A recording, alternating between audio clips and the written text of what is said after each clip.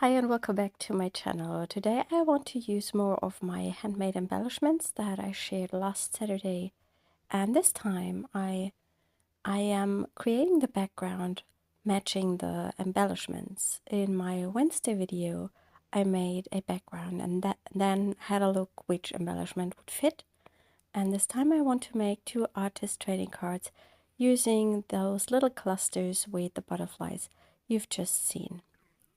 I'm starting by adhering a few bits of old book page to my ATCs, which I have cut from a poster board.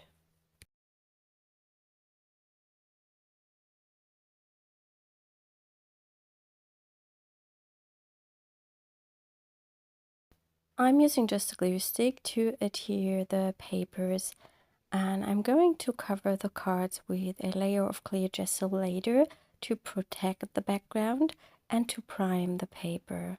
Poster board is quite a heavy and thick kind of paper, which I like to use as kind of a base for artist trading cards mainly. Before I go in with the clear gesso, I'm coloring the cards with some Neocolor II crayons, and I'm using colors that are matching the embellishments that I've picked.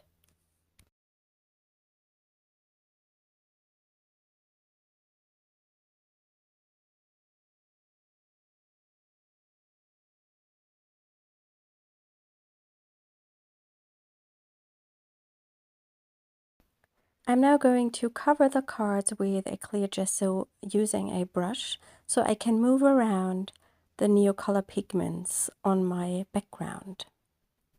I really like that they are a little bit opaque, so some of the book pages I've adhered are get a little bit more into the background, and they do not stand out as much as they do without the color on the cards, and I think that gives everything a smooth and let's say everything becomes one, I would say, and it's not so separated anymore. I'm now going to let these cards dry completely before I come back and add the next layer. For this next layer, I searched for some inks to stamp that are also matching my focal points that I've picked. And I'm using some different vintagey stamps from different stamp sets. This is one from the Vintage Stuff stamp set, and I believe I should re-ink my ink pads because they are running out.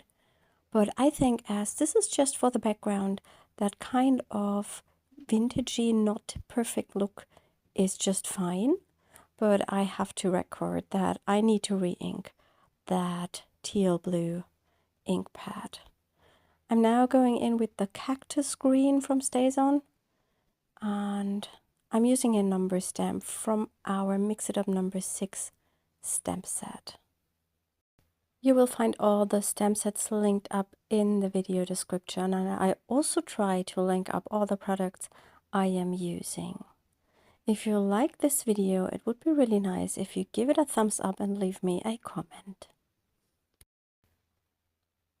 I wanted to use the pink StazOn ink with the stamp where I've just used the blue, the teal blue, and that's the reason why I try to clean it as good as I can, because if I would directly go on top with the fuchsia ink, it would just become a violet shade. And also the first stamping I do it on a piece of scrap paper to just make sure I get a nice pink color. And I'm also stamping this not perfectly to my background. And for that second print, I just tried to use the headline of the stamp, which worked out quite nice. For this last background image, I'm going to pick black ink because I have black on my embellishment pieces, and I think I need definitely black on the cards themselves. So I get a cohesive look in the end.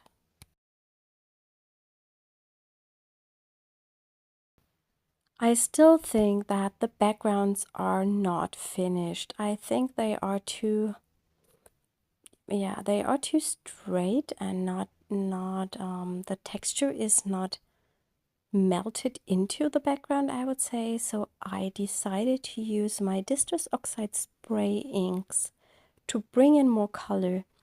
I never used, or almost never use, these spray inks because I don't know what to do with them. I don't like to spritz with them, so I'm using them here just by unscrewing the bottle and adding a little bit of the ink to my background. And again, I'm picking colors that are matching my focal point. I have a little bit of pink on the one on the right, and I will use some of the turquoisey color on the left. I think it's the cracked pistachio. And the other one was the picked raspberry. And I'm going to use the walnut stain on both of the cards. And what I like about the Distress inks is that they give you that vintagey distressed look, and I think that makes the backgrounds look more as one, not so separated. It looks just as a whole background. I'm not sure if you know what I mean, but I think that brings everything together. I'm drying that first layer before I come in with the walnut stain.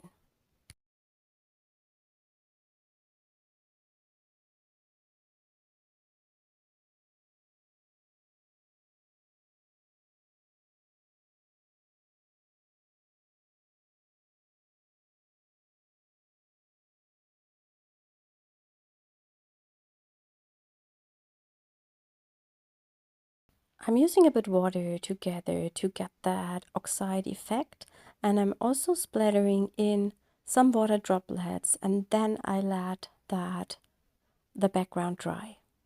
And I'm going to do the same to the other card.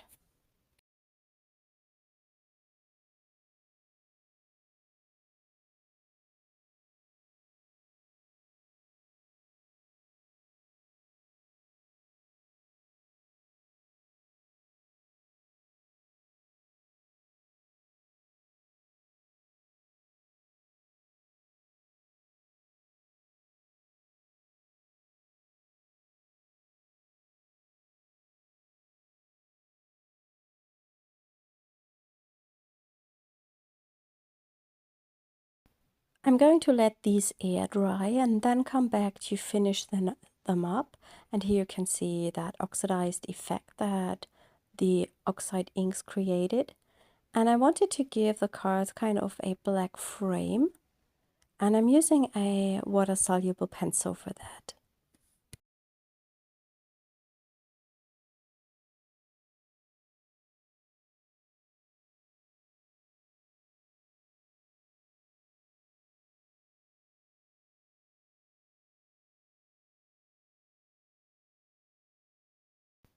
I, of course, have a blog post with photos of the finished cards, and I will link that up in the video description so you can have a look at the cards without a hurry. I'm blending in that water-soluble pencil with just a little bit of water and a brush.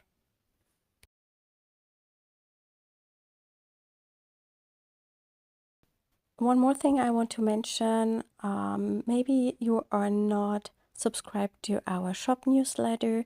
We are going to leave for holidays soon. So if you want to place an order, you have to place it before the 16th if it contains any rubbery stamps, or before the 20th if it's only clear stamps and stencils. Then we will ship this before we leave. All other orders that are coming in will start shipping on September the 9th. But there is an information message on the shop page. So yeah, just to let you know that we are leaving for holidays. I wanted to have some more black texture on the background, and I'm using a stencil, our marks number 3, and I want to use black acrylic paint, but it's almost empty, so I'm cutting it apart and just use something from the tube with my spatula. That's the best way to use up all the paint you have, and you just can take that piece you've cut off and just press that together like so, and it will keep the paint, I would say, for another 2 weeks, so you can use it, maybe longer. I'm using a sponge and I'm just creating some texture on the cards, not the full card, just some accents here and there.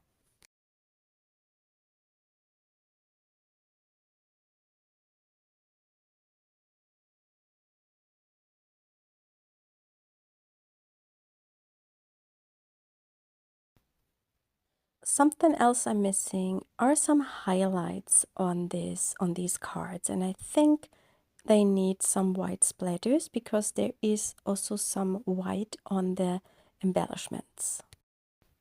I'm using that Art Graf Tailor shape again. I use it quite often for white splatters. I think I just mentioned that in my last video.